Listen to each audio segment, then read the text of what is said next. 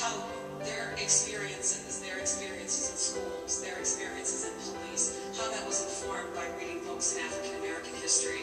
So it started very small. Of the Black Power movement. The longest running institution of the Black Panther Party was its school. So the Oakland Party started a K-12 school in 1972, and it runs until 1982. We often don't think of schools when we think of the Panthers, but I would argue that their most important institution and longest running institution was the school, which was largely staffed and run by women. I don't have time to talk about this, but the community programs were central to the party's base and to their expansion into the African American community.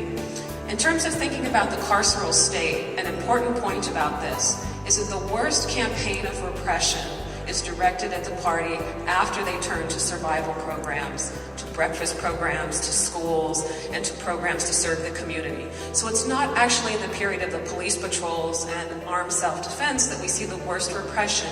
It's during this work of independent institution building, serving children and serving the community, that we see the worst backlash from Cointelpro, from local, state, and federal law enforcement. Art was crucial to the party. The use of image and of graphics was so important to the party. One of the reasons we know so much about the party is that they produced their own newspaper, and that newspaper was disseminated all over the world that reported on what the Panthers were doing. And they did this with a great deal of imagination. And so the Panthers are important as political organizers, but also as cultural producers and cultural workers, and they were very innovative in this respect. One of the most painful parts of the party is thinking about the forces that tore it apart. And this is where I begin to make my transition to talking about the carceral state in many different manifestations. But there were so many different types of repression that the party faced and that affected it in different ways in different parts of the country. But one of the most important was the incarceration of the leadership and much of the rank and file. And this was important not only because it took people out of the community and out of the organization, but it also created a fault line. Huey Newton is in prison through much of the party's history. And when he comes out of prison, in many ways, he's quite a different person than when he went in.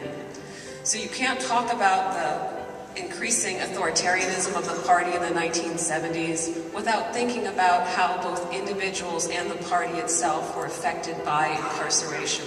That story of incarceration profoundly shaped the trajectory of the Panthers, both the individuals in it and the movement itself.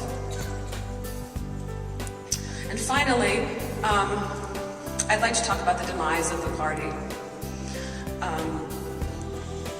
The party was viable through the early 80s. We often think of the party as having ended in the 70s, but it lasts through the early 80s. And one of the questions that I was left with is, what happened to both members of the party and to the broader Black community in the 1980s? And how did that shape how we understand the social movements of the 1960s? As a young person coming of age in the 1980s, in many ways the Black Power movement was unknown to me. I certainly didn't learn about it in school. There was very little bit about it in television. And there had been a real problem of historical transmission. So I'd like to turn to the second part of my talk and to begin to think about the subsequent generations to the Panthers and how we have been shaped by the questions of the prison industrial complex and mass incarceration.